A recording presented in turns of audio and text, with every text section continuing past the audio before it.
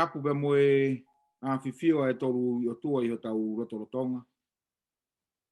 Kore ke u tapu mua ki he whanau mo ngahi makapuna ho eiki. Tapu atu ki a haa tau i whanua. Wegu whakatapu ki he kau tāki lotu o ku mau whainga maari e ke tau kau whakataha i he whanongoa. Ai polo kalama anga maheni. Mo siasi ang fitu te watu ki halea angawa mai e kosi sukarasi. Kako e polo kalama ako to i tapu o le son whakasapate. Tapu ki he ngahi lau maari e koto ape. Ke sola pe mo e vulangi. O ku tuku mo ngahi fe mo e kina. Ka mo whanongoa e wahe. Te mau whai he hoa koe. Wea e whiawhia mawahe au pito e te au ke u taritari lelea ki mo tolu. E ngai tapa ke he kolope. O ku ke mea mai pea me iai. Ka pau ku ke anga maheni he tautou mea mai ki he ako re soni. Ko watu e taritari lelea ki a te koe. E ka pau ko e fufua taimeni ku ke whanongo ai ki he polokalama koe ni. O ko te ate mo taritari mawahe ki a te koe hoa koe ni. O ko whiawhia au pito i he houani. I hono tāke kina e reso ni hono fitu. Ke u kau whakatahatu ai pia mo Paula Latu, pia mo Saia Vaihola.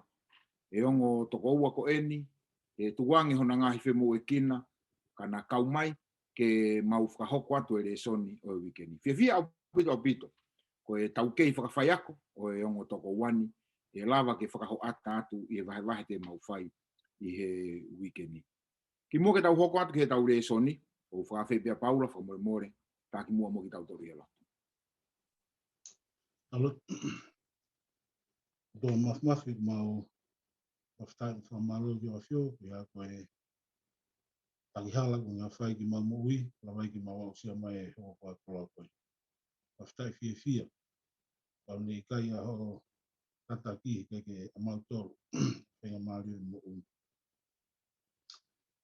Mau, amnaken ke mau kalanoa ki o whola mau ni on. Mau tomua kore hola maari ki ne ki whua whale i o mau roto. E hanga o whapotoa, wharea, whamanawa ki mau to. Ke hoko koe whai ako mau tolu ki a koe. Ki a watu ho whawhra ki mau tolu kua pia mea mai ki he program koe ni he ope. Ki mau whanu tāpua kua pia i he ope.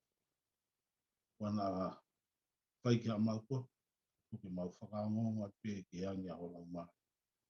Aha mau ikona i he aku te mau whai i he hoa koe ni. Ki mau whafuki atu a langi ki a whionu, o kou kau mi ei, ai le rei kota. E tāpu kina mai whai whikau pe mo tataki, whai ke mau kore ake ni si surprise kua pamo. Amen. Amen. Malo pito no tataki ki tau tolu i he loto. Pea koe whakamuia e tokoni mai lau maari e ki ke kaufu katahamo ki tau tolu he tā ke kina e resoni. Koe tau wau maen ke resoni hono fitu. Pea o koutui o ku i kai ke pūri ai mahu inga e resoni e kuata koe ni. I hono tā ke kina ki tau tolu me he wiki ke he wiki. Nā ku whaalawe ngai resoni ki mua ke whakaufu ofa koe ka veinga e resoni. He kune o mai ke te ki tau tolu e ngai palo mesi pa mo tala ofa. Ai whenga e o toa ke whakafoki ki tau tolu ki he ne kovinani te. Mo e tau tauhiwa koe ki a te. Ki mua peke tau hoko atu ke he resoni koe wiki ni. Uia ina ngahi mea ku mu mahu inga iai ha whainga resoni pe. Ko tau situa me iai. Ka pau bia ha whainga mea ku mu whakakaukau. Na e mahu inga maari e ke mo wahe mo ki tau tolu. Mo e kau whanongo i he houani. Tau kamata pe me Saia. At beha ki minite eua ke whai aki wahe. Ka tau te hoko atu ke Paula. Malo pito whaiwhekau ka malo e rei ki he kawako wholowhora wa tau pio ku mea mai i he ope. Tau kau whata. Whamalo i he whenga maari e. Pea kore ke upui atu pe i he whakatapu ko oso no kahoko e whaiwhekau ka whaha. Wahe i ha resoni ku ako pe me he wuko osi. Lahe ngahi resoni ia. Ka koe hangai koe ako i he tau lawe koe ki he kovinani te. Ki mea pe taha ko whe wahe. Na e lawe kia resoni hui ko osi. Ka na e lawe no pe kia. Lawe i no mai pe he resoni. Hange ko kusio ko ke COVID-19 mo mea ko fe vahe. Ko COVID-19 iai hono ngata anga mo iai a hono kamata anga. Ai ko hono ai ko mea ko fe vahe ko no mahu inga ai mea ko e whakakaukau. So kia te au ko COVID-19 o ku mamafa ki he otua ai mea ko e whakakaukau. Pe o ku mahu inga au pito ki he otua ai mea ko e whakakaukau. Pe ku hange ko tau aku mai le soni i he kuata ko ni. Ko e mea ko e whakakaukau o ku ne hanga toka nga i le lei ai kamata anga o COVID-19. Te iai hono ngata anga. Sai. Mahino au pito ai mea e whakaamu mai ke otua. E iai, o ku iai a ene tala ofa i he COVID-19 i he ngata anga. Ka o maho inga ia he whakakaukau. Ngari ko e whakakaukau o ku kamata me iai ai COVID-19. He ko e wheitu ia o ku whai me ai a e te whiri. Hange koe na e ha i he kamata anga. Na e ulua ki maha ko COVID-19 hono ua na e whau pia monoa. Na hanga he tangata o mau i COVID-19 ko ia. Sai na hanga he o tua whakaha mai hen, ai mahu inga o e whakakaukau. He koina ne ave ea COVID-19 i he whakakaukau ko e tangata pia ne pehe. Ko e whakakaukau e tangata, ko e foi whakakaukau ko toa pe, o hoko ia o whaianga hala. Ai ko mahu inga ia e whakakaukau ki he o tua. Ai na ne pehe i he, ai o asia i he koia a senis Vaihola vesi nima. Ai ne lave ia noa, ai mahu inga koia o e whakakaukau. Wai ki kupu irea na ku mao pe me pia iu o fe vahe ia. Saia mau pehe tāna ke whanki quote. O pehe ki quote. Sow a thought, reap an action. Sow an action, reap a habit.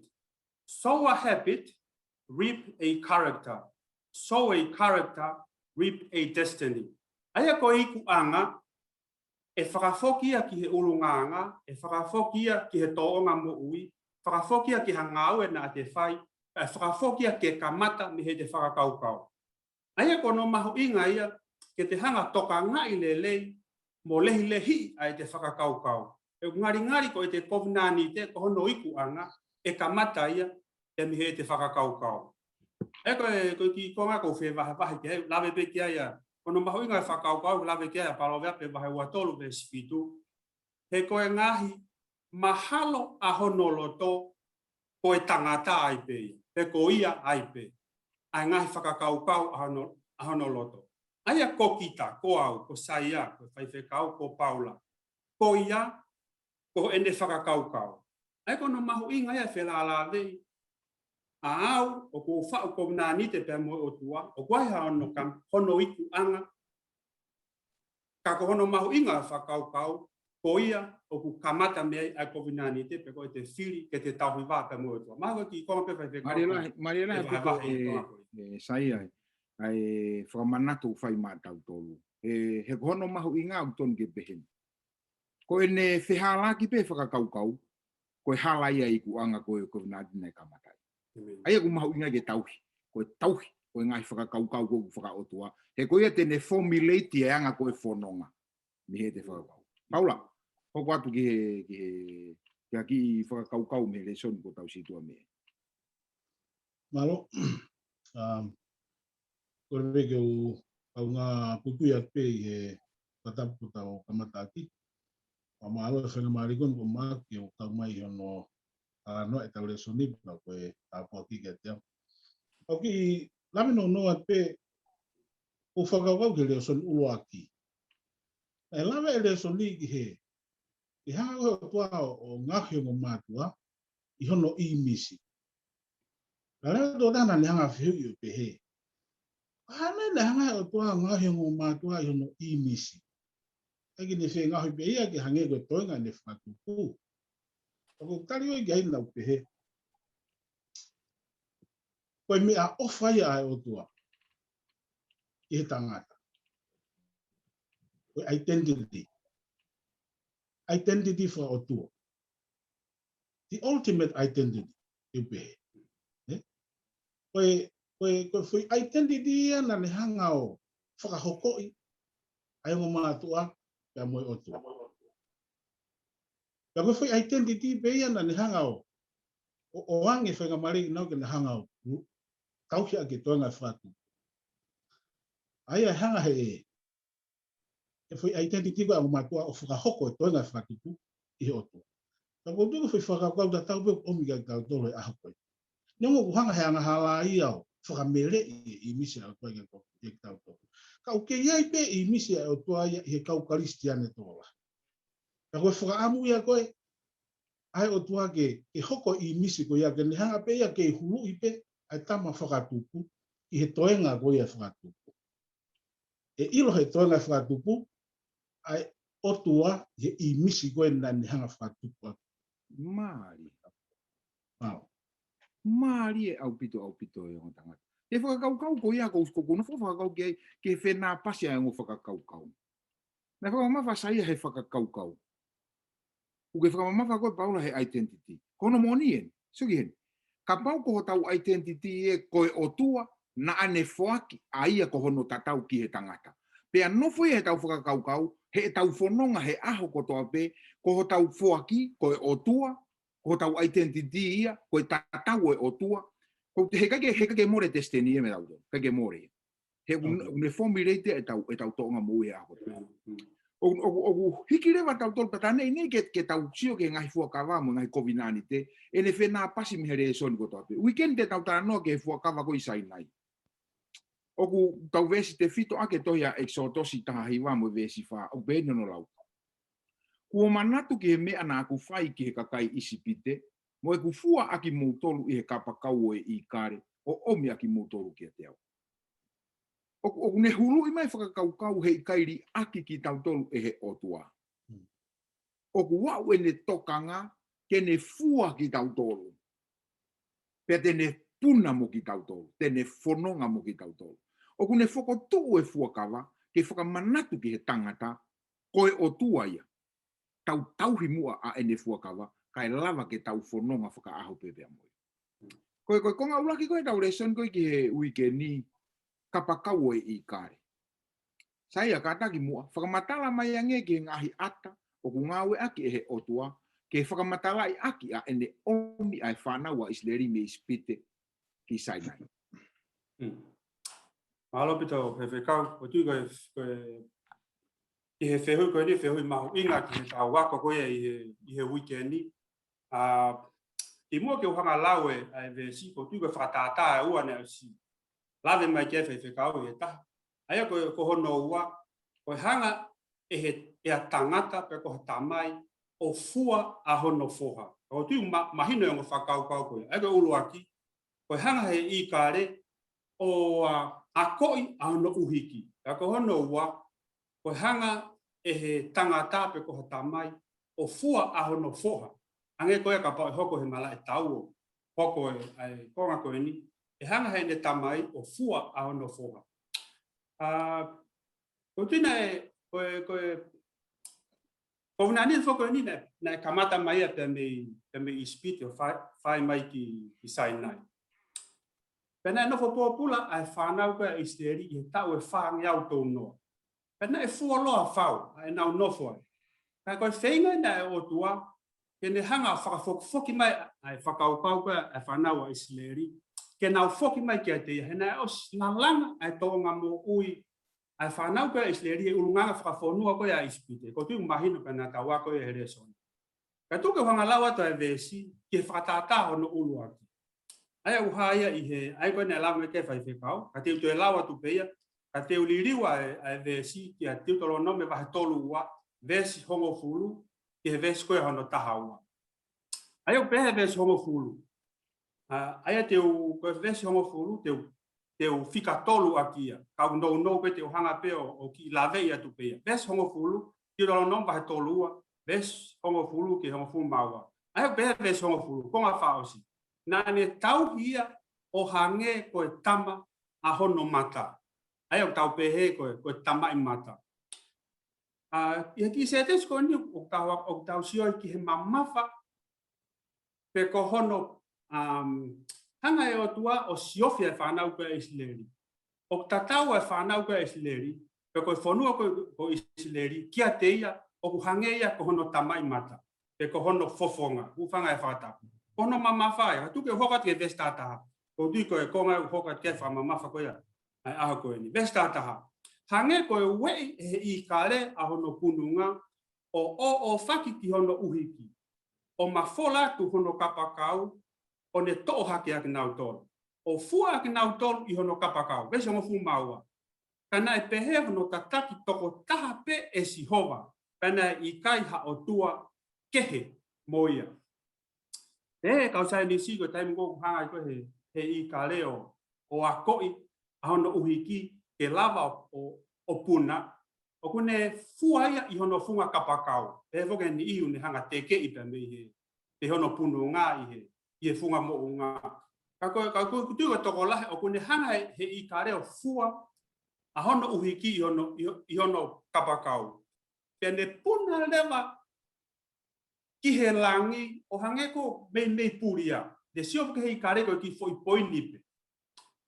Tene whai lewa mea koni e whakatawa lewa I ka re pea e tō lewa a hono uhiki. Ako tō ko ni mantu ka tōha mea o I he free fall ia, o tō ia I he mālohi ko e o kalawite. Sai, tene alui wharewa I e kare, o mea ko oku ofo koe, oku ofo ai e kumo ui, he ikai ke ne alui whoia tari, ikai ke alui whoia tari ai, hano uhiki ke tō I hono kapakau. Tene hanga o fuai, ke taimi koe e aluhi fuai, tene hanga o tō ai uhiki, o ikai ke tō mamafa. Ko uhina a hoko ha mea ke te ia pe tene o ngoi. Ha mea ke te ia mamahi. I hono whakarea. Tene toi ave ai uhiki, pe tene toi hanga tukuanga. O whai pia mea tatau. Pe tene ilo pia e taimi ko ia, o hela ia e uhiki I kare, tene whakafoki lewa ke pununga, pe hoko atu lewa ke he uhiki hoko. Aia, ko hanga ko e kusio, ko hanga ko he otua ke whanau a Isileri, ko e nau, hanga ko he otua o teke I mai ak nau tolu me o nau pununga, hanga ko ha foi whakaukau ia, ha foi whakaukau whakavare ia, ke whanau a Isileri, hanga e otua o mai ak nau tolu me Isipide. Ka ko hoko ko e nau whanonga, hanga whatata ia I he resoni, hanga ia ha tō ko ha uhiki, o ikai ha taha te nau amanaki ke hanga toi hapo ia. Ai ko na hoko ko I he tahe kurokula. He nau hapo ki he tahe kurokula. Na o si pehebe Isileri ko nau mate angai. Kana ikai. Na mafola mai kapakau ko ia o si hova. O ne hanga o hapo aki nau tolu pe nau fou I he tahe kurokula. Ikai ha mea e hoko ki aki nau tolu. Ai ko whakaukau ulu aki. Ko e konga koe honoua, o kuhaia, ko e whadata koe honoua, ai ko e tamai ki haane whoka, kuhaia titolo nome wahe uluaki, vesi ua hiwa I he tautaha. Ai au pehe ona wharea. Pea neu pehe ki aki mou tolu. Oua na mou lilika. Pea oua na mou manawahe, vesi tau noa. Ko si hova ko mou otua, o ku mou o mua ia te mou tolu. E tau ia ma ki mou tolu, o hange ko ia ko toa pe, na ane whai ki Isipide. Ma mou tolu I ho mou ao, ves tolongo fu maua. Te I he toa wha aia na ake mamatai ki hono fua koe e sihova koho otua.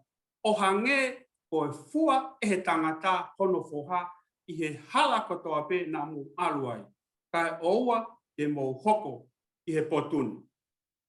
Aia uhanga he vesi koe ni o whakaha mai, ai whenga ai otua, Kene hanga o whakamatalai ki Isteri ke mahino ki aki nau tolu. Ai wā ko ia kune whakaamu mai ki a te ia pe mo Isileri. O whaipea ki tānoa pe ku tupu hake. Kolosi ko ia mei rifuka ki whoai o mau ahanga. Na ke kia a hala whakawakawa ia. Hange ko ia hoko ko he taimini. Ako ki waha ko ni na e lue lalo. Ako mana tu e taimi ko maowa ki pangai pa ko mau foki mai. Te ke ulawa lue he ki ahanga ko ni o hina o keisi. Na e mea tangata e ki na e whai kia te au. Tene tuku mau peo ke lue Kai oa ko I kai ke to lava lue I heki ahanga ko ni. Tembo tata hatu ki lo tombari I ahang ko tu mo mo si ilo mo si ai pe ahanga ko ni. Tata hatu ki lo to o malo hia au. Patango malo hia au ilo pe tamaya pe fo itaimi ten hanga hiki iau kan hanga fafa o ave au. Ya mafono mo deva o au ke ka vai eta. Ai tembo na ha o ke fakau ko ni. Ko mana tu ai talanoa ai konga ko ni te mahino ke te au ai mafa tuki a hanga he o tua o tau ia whanau a isleri o hange ko ni hanga hange ko hatangata pe ko hatamai o kune fua a ono foha I he taimi ko e whaingata ka ko tuke whakaukau I kare o tatau tof peia ka mo whakaukau ko e tamai ka tatau tof peia ka mo whakaukau ko o tua ke whanau ko e isleri I he ongo vesi ko ni e iai ha aho, ia ha taimi ko lava uiki ia I kare, o ne lava pe o puna pe ia te ia.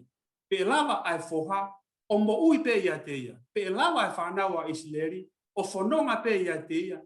I hea ngone whakaukau e kominani te. Ko tui ki I konga pe ko whetana kia, I he ongo whakatata ko e ua, hanga he o tua o mai ken hanga whakamatala ia, ai mahu inga, o e waha ko ia te ia, pe mo whanau ko isleri. Malo pe whawhika. Malo obito Saia ai Vaihola. O mai Saia ai ka kano e soni o aho ulu aki. Paula, mahalo ko hausia e lava ke tokoni ai whakatatau pe mo e whakamatala ko whae tangata sāmi, toi sāmi. Malo whakau. O hapunga ki lawe vesi ko maunga ia. Ia hange same te ama tolu e statolu me tahawha. Ia hange o manawa ofa e tamai ke ne whanau.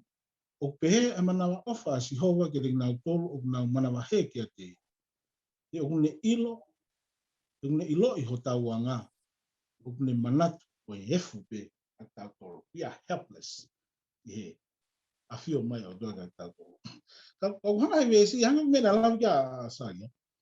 O hana i ngai vesi ko nipo ngai kala noa o fusi ifo o tua kia ki tau tolu ke whahinga tangata.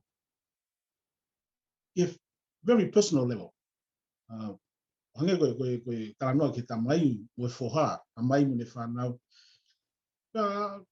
Koe wahu ki uhiki, o ta ono O lolo tonga whakaka ke me hene ki puke. Ki momoko pena e ma. Ka koe ki whaka ni o tango ku puke ai, o fu whakaka ke ngata au pitoi. Taimi ni fu tōtu o tau ke au ke toke tā ke au sio ke ai. O te mō mata ke toke tā, ka whatangutu he sea koe e toke tā. Kau tō o sio atu kine, ene whainga tā ia. Ene whinga koe ke whatau ne manao. Oh no. Kau hange ka homo atu foi mafu whawhata. E whaamu ke o mai e ne whainga tā ia ki a tea. He kuhi kei si, mono ki sino koe ke ne lava mahalo ke ne hanga o matatari. E whahinga whakainatula koe. Kau whahinga hongo ia kou tui koe ongo tatau pe ia o mao he o tua. Kia ki tau tolu ko ne whanau, he taimpo tau whainga tā ia. Mahalo pe, waha whahinga ki tau tolu ko more. Ane tama, whanau, waha ofa anga. Taimi lahi tau whakaukau, whainga tā ko ia, ngari pe ui whenai o tua, pe usi tua. Mea ki tau tolu. Ako tui, a whio mai pe o tua, hange ko kulawe nei, hange ka, homo mai hono mafu, hene ofa. E kune hanga mau pe o fusi mai aia, ke wā ofi mo tau tolu, in a very personal level. Ako tui koe hanga he ngai tarano kona lau kia Saia nei, ngā hea ausia tau tolu whafui tui pe, o omia whakaukau ko ia, whakaukau mai ofa atua ka tau tolu, malo hei whakau. Kou nofo pea whakakaukau e ongo koua. Ke mahu inga o ikai ke siwa e tau amana ki he taimi utauri e ki nai. o wofi o tua he tai mutau tu hausia. O tala whakatata maari lahi mo ngau e ake resone a honi.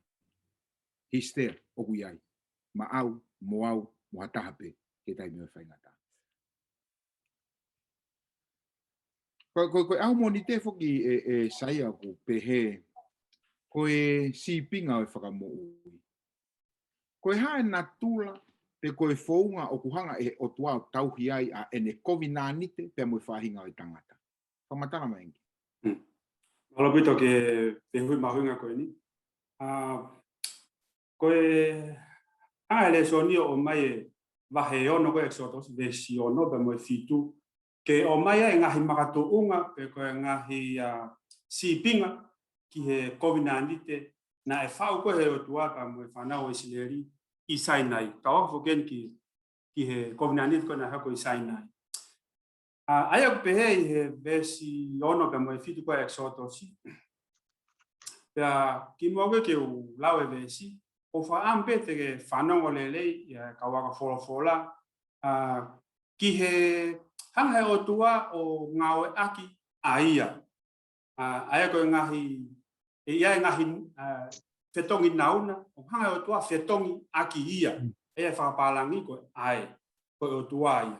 Ka ia ngahi rea whakatonga hanga koe teu, koe ou, koe au.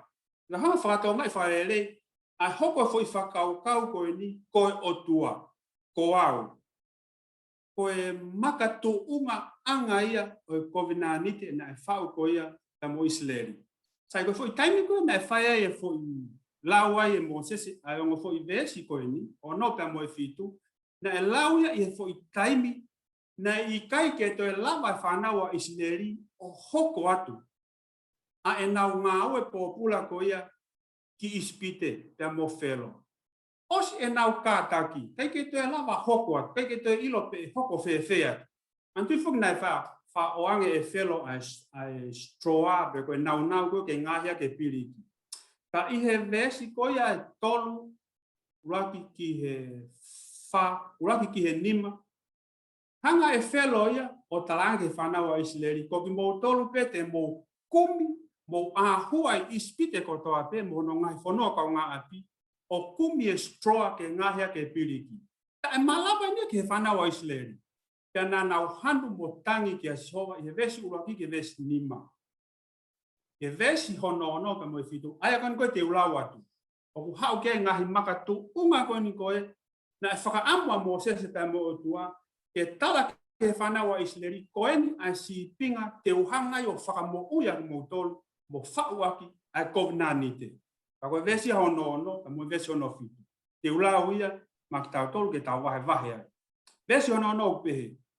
Ko ia. Ai koe hoko atu e hangeha ni hanga hoko I atu. Ai kei lava e whanau a Israeli o hoko atu a ngā pōpula. Ko ia. Therefore he rea whakapalangi. Ko ia. Lea ki he whanau a Israeli. Patonga ieni. Ko au ko Sihova. Pea teu o mai aki moutolu ki tua me he ngahi ka venga o e kakai ispite. Pea teu whakangata a ho o mou pōpula ke te nau tolu. Pea teu huhui aki moutolu. Aki a nima ko mawhao ta mo e ngahi tau tea lahi.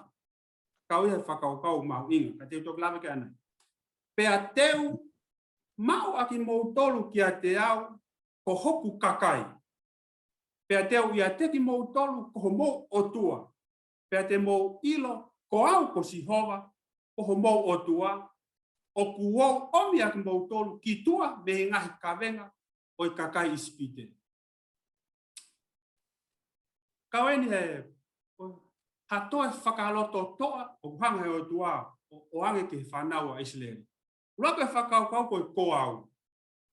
Ko au. Ko au ko Sihova. Teki hanga he o tua ia o whakaha. Hau kia e palahame ai sake te mo se kopi. Nani hanga whakaha kia ki nau tolu. Ha ngahi he vahe koe ki mua. Nani hanga whakaha kia ki nau tolu. Ahono hua wha koe o tua mālohi ta engata. Ausedai. Ai koe nā ta wako ke he le soni.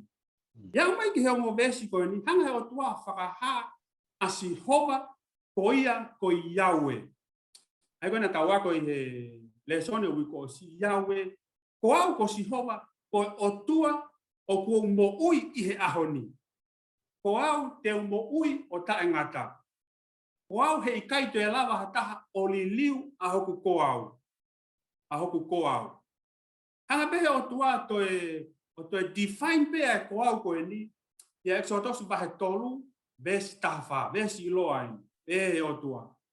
Ko au ai pe. Ko au hanga ko tau ilo ni tu fatonga, tatau ai pe ko aneafi pe ko tau ko osi pe ko ahoni. Pe tau tolu noa me heni. E kei tatau pe ai ko au ia. E kei tatau pe ko au ia. Ai pe he si ova, ko au ko si hova ko Yahweh. Ko au ai pe. Ai ko ni ka pau e, pe he pe ka pau e uia mele ki au, pe ko uia talanga ki a Paula. Ko uia a talanga ko ki a Paula ane afi e ko au a Paula. Apa uia talanga ki a Paula he ahon e ko au a Paula. Apa e ui a talanga I he a pongpongi e ke ngau aki pe Paula ai ko au. Ai ko hono ko ulak fakau kau e ulak I mangatu ungai. Ko au ko si hova. Fakau hono ua o buhaia I he konga ko e vesi te u whakangata a ho mbo nofo pōpula. Ai ko whakau e ta. Ai ko ne toa e whanau I sileri ki he nofo pōpula, o kuia e mafasia. Ai hanga ko kamata me ia, ai ko makatuunga e ta. Hanga he otua o omi a Israeli me he pōpula. Me he nofo pōpula. O omi a Israeli pe me ia. Ai ko makatuunga e ta. Makatuunga e ta hau hai he vesi, te uhanga o huhui a ki moutoro. E hanga e sihova o huhui a ki moutoro. Pe koe huhui koe ni, o hauia pe me he ransom pe koe redemption. Ai au koe hanga e hataha o totongi ha pōpula hataha kai tawataina. Kau te hanga e Mosese pe mo o tua whakaloloto, ai toko taha koe ni o kune hanga o whai e totongi pōpula, o kai koha whainga taha pe. I ne tū koe ne redemption pe koe huhui koe ni he vesi, ko pau pe ke totongi ha toko ua mo oni. Sa he tū koe a Israeli, ne ke te ha toko ua mo oni a Israeli. I tū wha politikare, ne ke te ha taha ia e tarite mo Israeli, he nana mofo pōpula na tole ispiti. Ka, o si hova, ai toko ua, na e kei toko ua, fie toko ua mo oni ki Israeli, pena ane kei whakahape a hono whina ngalo, teo kei fie toko ua pe ki Israeli, ko au, teo hanga huhui ang mautoro. Maka tōnga e taha, na e lawe ke re soni, ko hono hanga e o tua o tala ofa ki Israeli, teo hanga o whakamau i ang nautoro, o nau whaikovi kia te ko, ai ko ispite, ai o hape I he vesi, teo hanga o tautea, ang nautoro, o nau whaikovi, mo tuku popula ang mautoro. Ai ko whakaukau e taha, o kou nanite. Koe whakaukau whakaosi, o haia I he vesi koe a hono whitu. Ai o pehea hono whakarea, te utoe lau koe e Israeli, koe ku whanau. Pao tui koe whakaamua, koe amanakia, ai toko taha ko toa peo, whau ko nānite te amue o tua, ko hono tumu, te wau ke hatu unga, I he whenga koe o tua ke sanctify ai kumbo ui, te wau ke hatu unga, te nehanga ui mai au pe mehi anga hala. Te nehanga omi au mehe pōpula pe nehanga o huhu I au a e kumbo ui. E au ke hataimi, e ui au e he o tua o ene whanau, pe ko ene foha mohona o fe fine. Lawe kia ia reaksione wahe tolu vesi uluaki, bakai ki honoanga o e ofa kua fuaki mai e he tamaika te tau tolu. Ko e uhi, ko e ui a ki tau tolu, ko e whanau a e o tua. Hoia o ikai iloa a ki tau tolu e mamani. Whawhetai, ki he ngahi makatu unga, o hanga pehe ki vesi e ua koe ni, ka moe whakaloto toa na hanga e wheinga ai o tua, ke ni hanga whakaloto toa aki a Israeli. Koe kovinani te ko au. Pane moha ka pana ka wako wholofola na ke langa lau ai ko au, pe moe teu, pe moe ou, o ku hatu o valui. Ai toko naki, o kune ha, ai toko naki, ai o tua, o ku whai ki he kovinani te ko ia, a Israeli I Sinai, ako tui pe koe, Whenga tatau me pe o tua kia te au, ke kovnani, ke hene fie whao kovnani te mai te amoa. Malo whai whekau Ano mahi. pito e Saia ma whana ai whakakaukau u wahe ma tautolo e re soni. Ma winga o pito hono taki magi tautolo ke whakakaukau koe o e huhu. I Paula, o ngau e ke whokawa, no whamatala Saia me whokawa motua. O ta hanga whokawa fo o tautou hange ha repetisi ni e ne asi me kau apostolo. Ai wahe mea ngi whakakaukau ko ia, ai hu mai ai huhu i he tautou ngā ke kau apostolo he tawa o mai ke konkoni re soni. Alo pito whakau. Tamata pe mai tohi ka maake.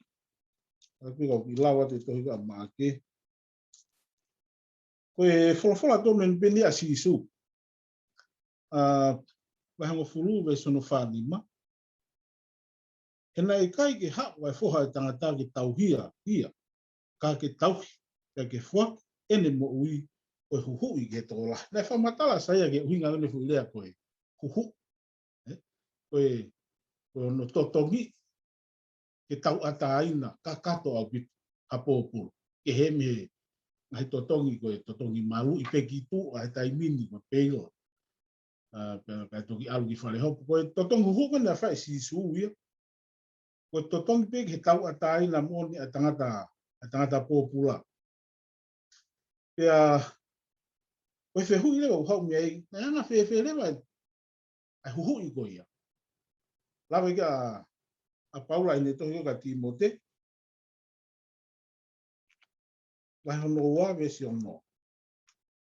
O pehe no whare. Aia na ne whoaki aia koe totongi huhu. Ma ai kakai ko toa pe. Aia e whakamooni i hono kuonga totonu. Koe whaungana ne whaege huhui. Ko ni hanga ia whoaki aia. Kau koe ki whai kikiangi ki aia. Ai tohi koe ia whakahau. Maari ko maari a mine hono hanga e sioni whakahau. O whakamatala e. Ai fo i huhu i koe ni. Wahe nima. Vesi hiwa. O pehea. Pea na nau hiwa aki. A hiwa fo o. Ko talanoa ni a sioni ia ke kau mātu a toko ua wha. Ngahi mea mo uie wha. Na ihe taloni ko ia o tua. He teu koe ke taim kone ala toa la miki ne to e tohi me te ia na e no fo fa i ki. Pea na nau hiwa aki a hiwa fo. Tamai na puno e ngahi mea mo i koe ni koe kau mātua na e hape na nau to. Pea na nau hiwa aki a hiwa fo o pehe. O kutau mo koe ke to a e tohi. Pea ke vete hono ngahi mea whakamau o ia. He na e tamate i koe. Pea kua ke huhui ai kakai aki ho taa ki o tua. Koe whaungai. Huhui, hawa sisu, pehe sisu nau hau au ki. Na kei ki hau au ia ki hau ewa mai ki heni ki hau o au malolo mai pe te hau fotu hau tau hange ko amanaki koe tausi. Nau hau au mo whatongia ko misiona ki hau huhui ki moto. Pea koe huhui ko ia, o fuak ia wau. Pea hangarewa isi ono pehe mai. Na e liling, na ke huhu, ke kua ke huhu ia kakai aki ho taa ki he o tua. Ko totong hu i, na whai ai taa. Mea i pe mo tolu koe mo mea mai, ai tala noa koe ia kolosi. Ko totong hu ia. Pea koe lawe koe konga le son ko ni koe, si pinga e wha mo ui. O ku lawe ia tohi koe ia Exodus. Wahe tolu, peso no walu pehe. Pea kou alu hifo ke whakamo ui aki mo tolu mihi nima o kakai ispite. Pea kou alu hifo, koe sipi ngai. Koe alu hifo alangi ki mamai. Koe tau alu haka dau tolu mihen ki lai. Koe sipi ngai whakamo ui, alu hifo alangi ki mamani ke whaia e huhui. Ai totongi koia aki e tata. Te whakamo ni kia tohi koia sione, wahe uaki. Pea nae hap a wholofola. no foi mo tauto. Koe fonga ko si pinga ia fa moi. Koe alwif ai fa moi mi olunga ia ki tauto. Koe ke to ia ha to tongia to mahu hak i foi to tongo ia. Mana mi lawa pe o tua ke ne fe kau ka angelo. A koe ha lawi a se tane ki ai. A tau pe mahu inga angelo moa. Koe foi to tongi ko hike ke lawa fa fe ia se tane. Koe ha uke e tama whakatupu o whai e whai lawa. Koe ki te hane lawa na ke. Ako tui ko si pinga pe ia e lawa whai a ko tau wha mui wha whikau mango. Mari la ya bito ngo to ai fa matala ke reso ni pe mo hui. Pa ko foi pe te ni ko lo to ke tau ki wa kai ki e tau fa no ngo mo ya ko reso be weekend. Ta ko fa ka mo ui ko alu hifo. Pa ko pe te ni ko ya e lava he ngau e tau to ko ne si ke tau fa e me ta tau. Tau ki o fu ma alunga pe le volo tau ia. E ka ke lava fa ka mo ui he le volo no tau ia. O fi ma fa mo ui ke alu fe. Fi ma fa mo ui ke tau alu. Mari lah ya pito. Ongo tama, mau pe ko pango pe ko tau taimi te tau ki to pe tau reso ni ke tau kulituli pe ke tau taimi e whakakau ko au tu site. Ko au tu site Saia ko COVID-19 te ko i Sinai. Ki vete ki me pe fanki konga he COVID-19 te Sinai ke tau whanongo ke i reso ni ko au tu site. Malo. Iyo. Malo pito ko ke ha vesi e whawhalala me ai e whate pito me ai COVID-19 te ko ni ko hi. COVID-19 te ko ni na lele ia i he ngahi vahe o toi ka Exod si o kamata he vesta hiva alu ki he vahe ngufuma ta hiva alu ki vahe uafa hanga he o tua o ange COVID-19 o whaka auli liki ange mo kate ulawe pe ki he ngahi stepu i he COVID-19 ko ni kamata me vahe ta hiva o alu e ngahi stepu ke ta wako me ai ki me COVID-19 ko na e whai o tua i Sinai. Ai ko COVID-19 te ko ni ia nga ko e tawako kawako folofola na e kamata ia na me ispite. Neongo o gulave ale so ni he weekend ki Sinai ka ko COVID-19 te ko ni na e kamata ia pe me ispite. O whakama opo mai e Moses o toki whakama o e vahe uafa abe toki koutu pe ko e vahe uafa i he konga ko e whakama o e ko whakaosi ia. Ko hanga Moses pe mo tua whakama o COVID-19 ai. Kana e kamata hono tuku COVID-19 mi hono tuku ange ma koe whanau Israeli pe me ispite. O na o hawai ki he tuunga koe ni i he mounga Sinai. O na o mai ki he vestahiwa o kunau i lalo i he mounga. I he mounga. O ngā stepu e ni ko loto ke vahe vahe. O pāpe le soni ko ako wholofola. O hanga he le soni o mai tau sio ki ai. Koe konga ulu aki koe feitu. Anga o tua teu o feitu. E whaia e whetaura ka Israeli pea mo Sihova. E mo Sihova. Aka wheitu koe ni koe i lalo he mounga koe ko Sinai. Mea uraki ko whelao koe ai uhaia ia. So vahe tahiwa vesi uraki pea mo ua. Ko hono ua. Nanga e o tua o propose. O whakotu mai fo i COVID-19. O tui koe koe mahu inga ia i he vaha koe ne COVID-19. Pau ke hanga he o tua ia o whakaasi mai pe tene propose mai ai COVID-19 ki Israeli. Ai uhaia vesi tolu ke vesi ono. E foke vesi fitu ke mo vesi valu. Kono hoko, ko pau ke ia e tari. Ai koe konga e uhaia i he tawaka koe folofola he weekendi. Ko tari koe a Israeli ne whahe vesi fitu ke mo vesi valu. He vahe ngofu mahi vapi. Ko pau ke whai e tari.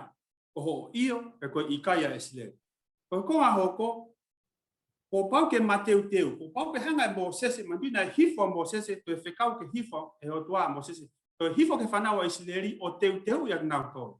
Whakamao nau ngahi kofu, vete ai ne ngau e nau ngahi anga hala, te oa na nau to e nofo moho nau ngahi mari, hufanga whakatapu. Ko e kau e teu, whakamao ne oni na e loto o tua ke tala e Moses ki ai ki Israeli, ko e konga o e teu.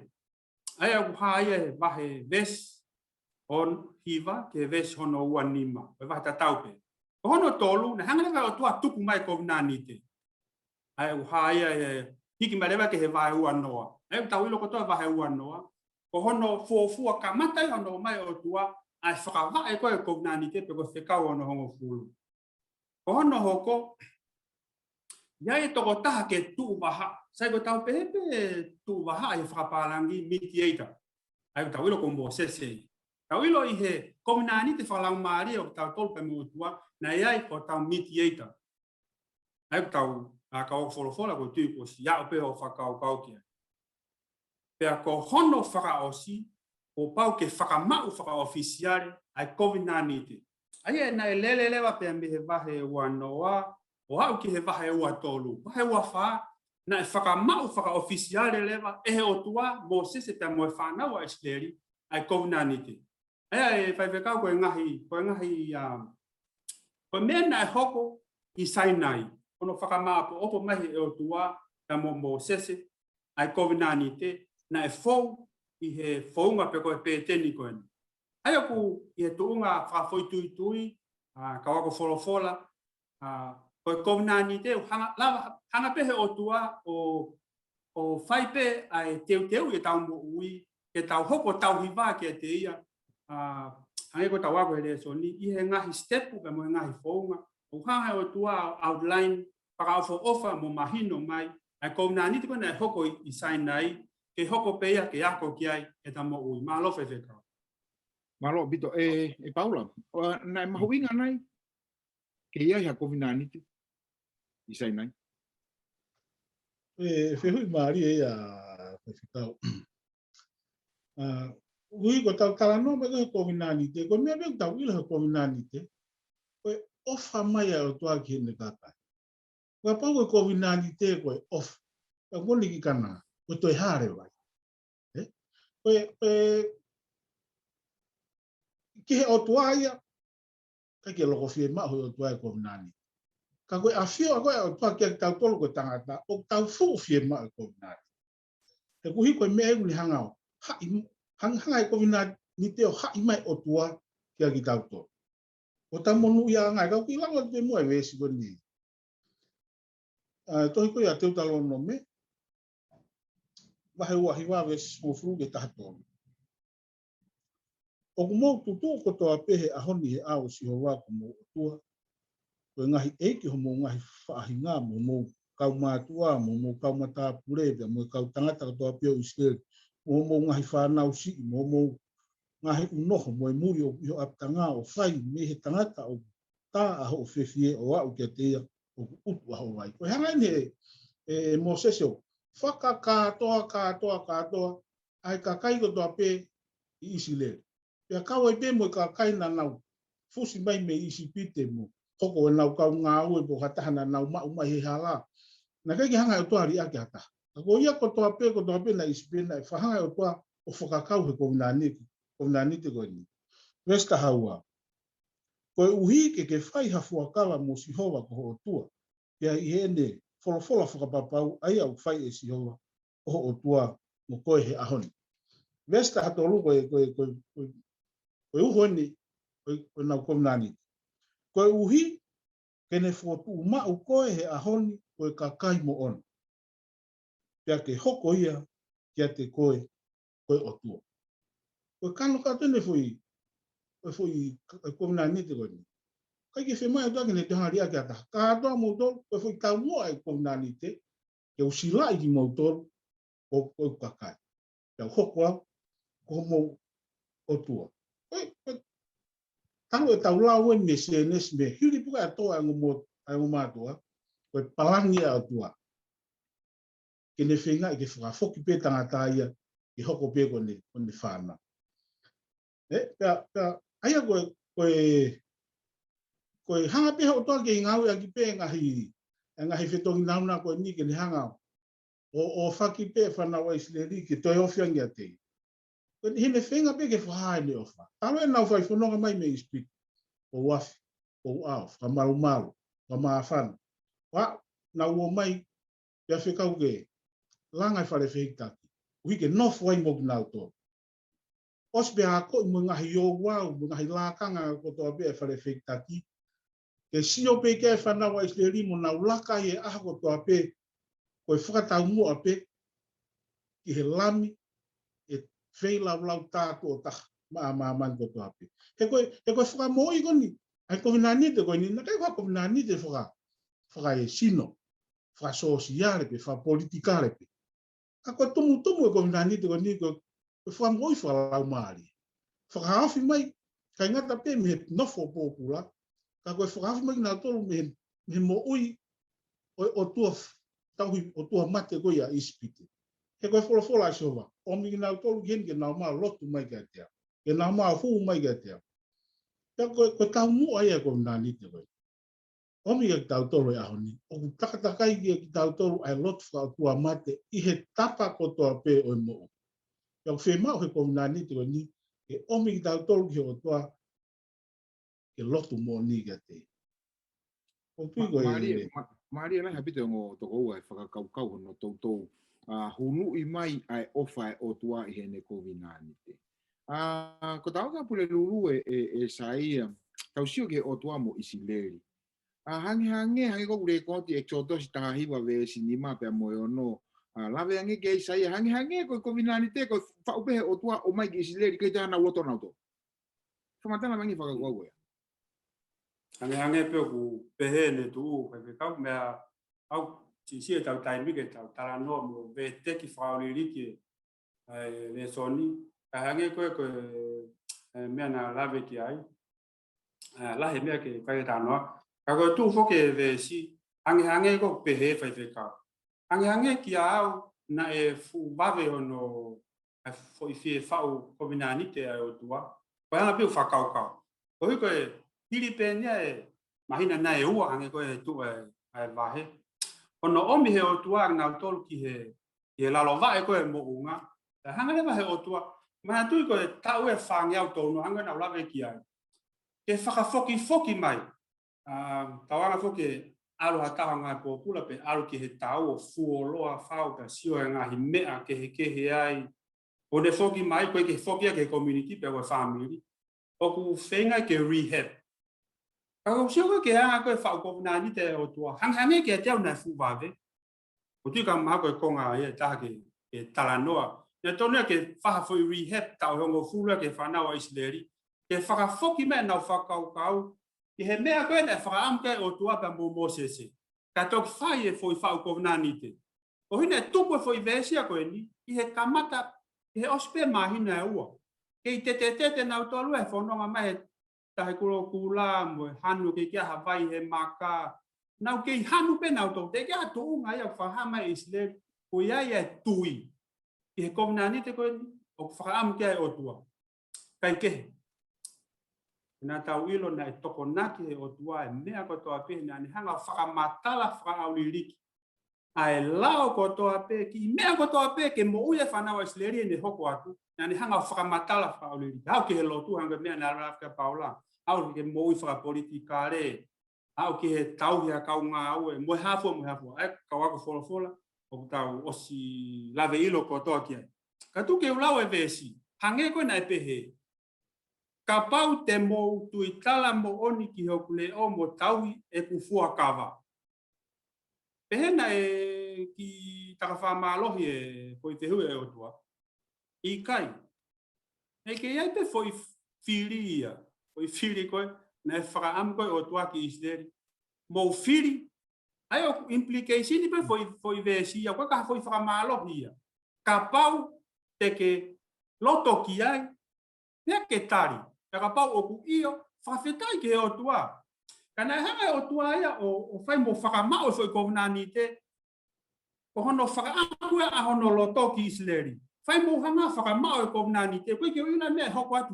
he fono nga Ai famo tuku ke tai mia tu ke sio ke isleri ko ende faka amu hokuloto ki a koe ko ende faka amu hokuloto ki a koe te uhanga tapu aki I koe te ke hoko koe kakai maoni oni te ke hoko koe kau taula eki ke hoko koe tapu aki ki hofono ka nga api te uhanga o atu ka ke tok fai koe fili ai ko pehepe na ofa pe o tua na ne ke o mai pe a fanga marie isleri ke fili ka ko tari ko isleri ko ke wilo we pe na tari ya ke loto pe na tari manavahe na ke tari pe isleri o la au ke vahe wafa au ko no faka ma ko au ke time ka vahe wafa no faka ma ko ko nanite ke io pe isleri eiki e o tua pe mo sese te mau fai kotoa ki he mea o ku hanga tuku mai.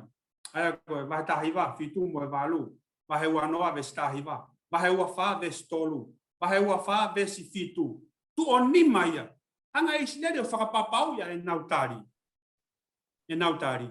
Io e o tua te mau fai kotoa ki ho ngai whekau. Ai ko tuina ke whamalohe o tua kawako wholofola e konga ko ia. Saia, whakakaukau ke o mai hono whakamahi no mai nei ei pe whiri e whanau o Isleri ke COVID-19 te. He kapana whakamalohi, koe ilo pe kahana aonga tau tolu he aho koe ni. Ka ke hanga o mai ai whakaamua o tua hene ofa viviri. Ka pau te mou tauhi. Ko eku ultimate goal ke mou mo ui. If ai koe ko ngai a tau tolu ia. Amen. Paula, whao imu e whakamatala, he ka pau e hangi e whakamalohi COVID-19 te o tua. E whewhe mo ui taingata. Ki whao e tini tau tolu ke tau wau ke mo ui taingata i he konga haku koe le soni pau. Ta monu ia fu koe whekau. Hako mea kono na lau kia Saia. Kua koe koha kua tiki tato. Koe fu i mea ofaya kua i hiri pone ne ngau hea ngu mātua. Pane onge ke ngau a tau a tāina koe ke whini. O sanga pe o tuai o mai ngai tu huni mo ngai whahino hino. O tuku mai ki he. Te atala mai koe mea e hoko o ka pau te ki whai ki he. Ka oangere wai whiri. Koe mea ofa lau lo tahai. He koe tau a tāina koe ki he whiri. O ni hanga whaho ata mai e ofa ai o tua. Fairness. Ofa ai o tua ka tau toru. Koe mo ita e ngata. Mena e lau kia se ne koe whiri pe. O sanga pe o tuai o mai e mo ita e ngata he koe kere si oku. Ka e hato tongia. Kai ka hano. Kai ka hamea te tau lawa ngā wei ki tau maua. O sanga pe o tuai o mai ki he maa tau toru. Koe toi pe nia ke tau tari. Tau whiri. Tau tari. Ono hanga he koe a loma. O loma wahe tolu e stahi wagi he wafa. Te ki tō konga la lahi a pe. Wani o tau ilo koe o tau pe whaha i he whono. Whaha ia ki tau tolo mō la loa i he whono. Koe hui. Ke mapuni a ngut ko tau pe. Kai nofo a maman ko tau pe ko halai i au koe o tua. Kono hanga ni he apostolo whaka ikai. Ai tau whinga koe ki tau hanga ngā ua i ho tau whakatonu hi. Tō lahi whahinga nau. Whinga ke nau whai i ngai whekau mo tango fua ke whono tokua. E whakahoi fua e ki o tua pe whakatonu hi e ki tau kolo. Angi apostolo ikai. Koe whono ia. O kai ni whatongi ana kono ako i tau. Whaka ilo mai ki tau tole tau anga hala. Hala ke ha neiwi ana. Ke mga tū ngai ha tau. Ono whatonu hi e ki tau tole. Pe koni ome ke le siga ki tau tō. Pe rewa e whainga. E vesi hoko. E ha. E tau wanga hala ai pia ki tau tō rue kono ngahe ke lesi au tō whaki tai tō tongi peia. I kai tō tari pia apostolo. I kai au kutu. Hame te tau kei whainga hala ai loro tonga ko tau mati. Ki he anga hala. E kono hinga whok. Ko taimi ko tau whiri ai ki tau tari ai. Ai ke lesi. Ko whakatonu hia mo lau maria o tua ki a tau tonu. He lau maria whai mea ko toa pe. Whai mea ko toa. Ni hanga ia tā mate e tau moi mo tua. Ka tan kane whikotu hak tau tonu e mo i who. He kai ki tau kei. Hanga hala i pe ku hia ku tau mau ta e to tongi. Ai whakatonu hia pe mo i te resa o tua. Pe rewa he whahinga ia ni. Pe ha te tau ria ki ai whono ka pau koe ko tā eong. I kai au pito. Kari pe apostolo. O viai o maoni oni e whanoi. Pe o kai hono whatongia o na hek ne whai mau pe, o ne hanga mau pe whatonu ki tau tō. E kai ki lawai ki tangata tō ri aki. E nei ompe whanoi ke ne hanga o. Whaka ilo ki tau tō, e tau ngai hanga ala. Unga ko lawai ko taimi o rea mai whanoi ki tau tō. Ma puni e ngutu ko tō pe. Tau hala ia ko tō pe, ki hata haia. Tau, kai ka wanga hala e taha ko tō pe pia. Tō no mau pe. Ki alo ofa o tō. Ako tui hanga e son whakahao o whaka maa o pōpō mai. Ai ka toinga ka kai koe a o tua hi konga whaosi. Ko ki nau tolu pe, nau talangofua ki ngai whekau a o tua, ka mo i tui ki a si Esau. Tau I hanga pe tai milahi o furi ke foi whakau. O kakai talangofua koe kakai nau. Talangofua ke ngahi whekau ai o tua koe uhiga tau mawai e ne keresi. I kai. Koe kakai talangofua koe kakai ko nau ositari e whamuia kalaisi pia nofo ia ki nau tolu he lau maari e. Pia whaia he lau maari e hono i mo. Whakatupulake nau mo ui lau apostolo me hei kuna, ki hei kuna, ki hei kuna. Pia toki fisiki tua mai ai e fua e lau maari e. Talangofua ke whono mo whai ngai ngau le rego topi. Kono o ngahe ko koe fua ia ono whamui ki tau tolu he o. Maari e opito. Oku, yo whakamatara ko e ko mai lau koe whai koe apostolo ko Paula. Ko ne hauia e tangata, oku I kai ko au oku mo uia te au. Kau kalaisi oku mo uia te au. Koe talangofua ai. Koe talangofua ia koe ki he whono, koe ri aki mate mo oni ke mo ui motua. Mate mo oni ke Pelikani. Kai mo uia kalaisi he Pelikani. Ai e whawhena pasia e Paula mo ho olave koe ki ho tau identity. Kalaisia I misia. Pena pas le vai a Saia mo o whakamatala whekau aki, pea mo e tau whakakau. Subconscious, eh? Oku hanga e he whono whakafuo ho tau atamai ke tau manatu I e COVID-19 te. Manatu I e COVID-19 te. He tau mo ui whakaho. Maari e opito. Auto pere uruen. Tawa mai a whaas tau reso ni ke ngahi palo mesi, eh? Oku hanga whewhe ai hu ai tui I e tau I COVID-19 te. Lawe ke Saia, oske apa osma Paula, pero ni ospe ko apa tau toki ma popo. Koe kau wholofola koe vai konga koe ni koe hu mai ni ai tui. Koe kono whakaatalahi e le soni ai tui I e COVID-19 te ko ia na e tari he whanau a Isleri. Pe whakapeki ane afi ke aho koe ni ane afi. I he tari koe e whanau a Isleri. Koe tui, ai ko ki whehui ko whetuku mai, koe tui mo oni e whanau a Isleri. Koe tui na e mo oni, ai ko hanga lavka a Paula. Koe tui na e mo ui, koe tui na e ngā ue. I heanga koe tu a le soni, koe asi hoko koe a Isleri, ke whakapapau a ende whiri koe na e whai he vesi, ni mamu e vesi ono e wahe tāhiwa. Koe ne asi hoko, pele soni, asi I he wahe tolua. Hamene asi he wahe tolua. Kawako wholofola. Koe toki asi pe koe, ai whanau a Isleri, o kore kia e lone ke ha, ke tānaki mai ai hau koula mo e kahoa koula mo e kofu hāfua mo e hāfua, ke whaua ke pulu, ke nau kore, whaua ha o tua ia, hangahi o tua ia, ke ne hoke maulotu ki ai, pa ke hoko atu hono tataki mautolu. Koe kei whau pete COVID-19, te kei ke whoki maa mo se ia, me aho whānoa, ke ilo pe koe aho ia, whihai, mo ngā mo se. Ko o whakahā mai ai fua ia e tui o e whanau a Isleri I he nau foi I o koe na e whai he vesi ni mapa mo e vesi ono. Sai koku whehu I. Ko whe tui koe o kumbo oni. Nea si lawe pike a Paula pa mo e whai whekau. Ko e tui o kumbo oni. Ko e tui o kutalango fua. Ko e tui o ku ngā ue. O kai koe tui mo e ngā ue. O di mau kina kehe pe. Tui mo e ngā ue, pe koe tui whakataha mo e ngā ue, o tu mau nau kehe pe ngai whakaukau. Ke whakarea koe ku tui oku ngā ue. Koe tui koe whanau a Isleri, negi ke te hāfo I ngā ue leleia pe wahe tahiwa te wahe tolua. Mea pe nai hae e nau tui, koe nau kore kia e lone, e whauaha o tua ke nau hoko atu kia.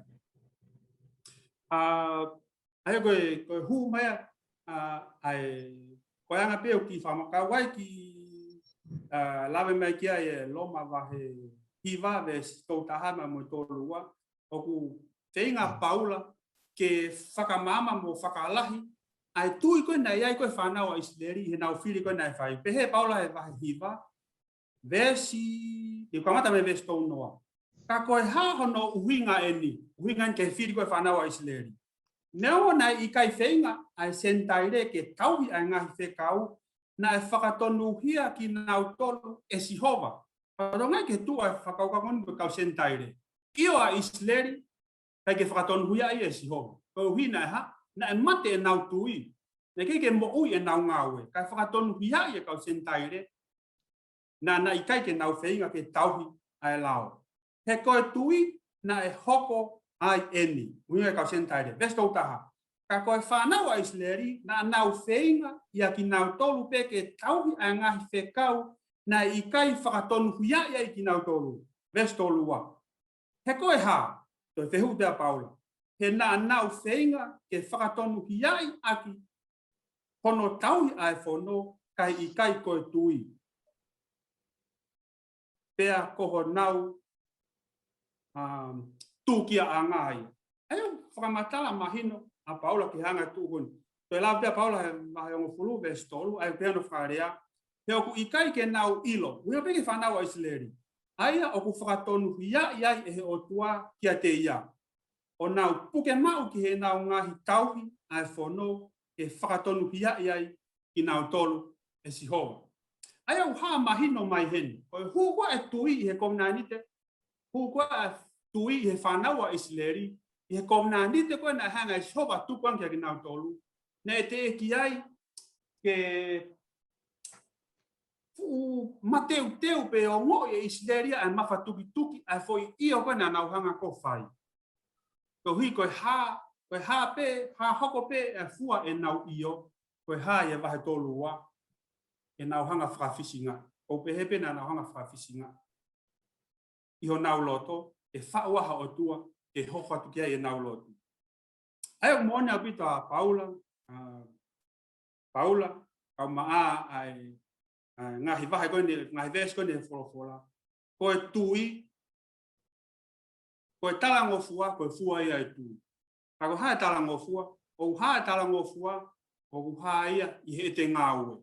Ai koe tui, oku mo ui, oku ngāue. Koe koe hange koe tui koe whanau a Israeli na nau tare koe kia Sihova. Malo whaiwhekau ma kau kore Sihova. E tōua ai ngai whakamatala ko mai e resoni. Keke, o wasi fo e resoni fo kia, me mi e toi tapu Paula ka pati tau whakawase whakau kau ko ia. Me mi ke whakamamafa tala noa ia whekau aki he ngāue. Kau tala mai he mea na lawa kia Saia, ko ke whahamo uia he ngāue. Ki tokoni ko ai ka tau tok whakamapopo tau resoni ko ia. E whaikau koe, hanga I Saia tā wari tō tonu mai ai tau ngāu. Ai tau, e tau ngāu e wha, ai ngong tau pole. Wahe ono wha, ves hono. O mau tatau kotoa pē mo e taima. Pe au tatau e mau maa oni kotoa pē mo e ngahi konga holo whakarieri. Pe au mau mai kotoa pē o hange koe lou akau. Pe koe mau ngahi hia o hange koe matangi o ne āwea ki mau tō. Koe tau ngā wea ia tau tō. Koe tau talangofu ai ki he whono ia tau tō. I he whakakau, koe tau talangofu ai ki he whono o whakahoi fu ai ki he otua. Koe mea unofo mau he whakakau e kau Christian tōla. Kau whangu tau resoni ke ni hanga o tā mate hui whakakau ko ia. Anka mea na lawi kia Saia ne nai.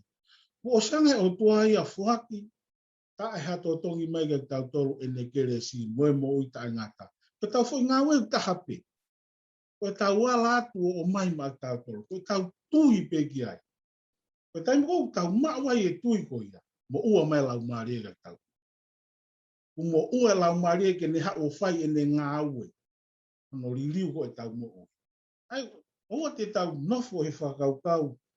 E tau he ngahi whekau uhia kai maua ha tau tāpua ki me o tua ki te tau aluha kei. Wai vesi mauinga, he tohi, he lawe koe Paula koe ki he. I kai whesona ne pehe. He o mo ui he o wha pe ki he tui. Pe au i kai mea te mo tolu ia ka koe fuaki pe o tua. O i kai he ngahi ngā ue, he ria na a pore ai ha tangata. O tau na tulai.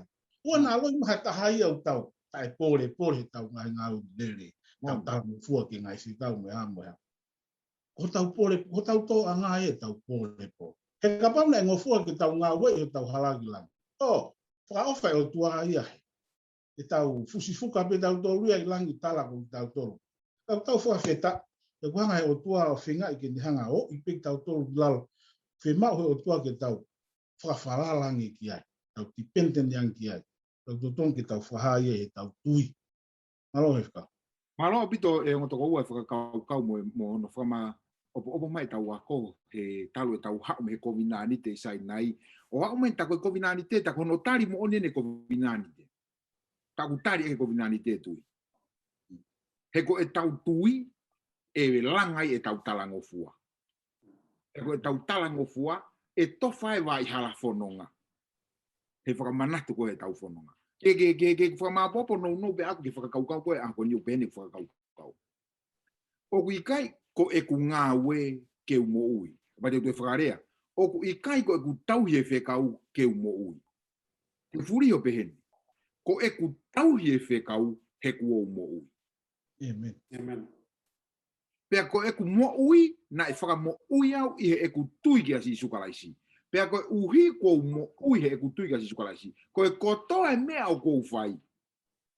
Ko e whakaho ata atua e ku talango fua ki whakamo ui ko ia. Ko e whekau.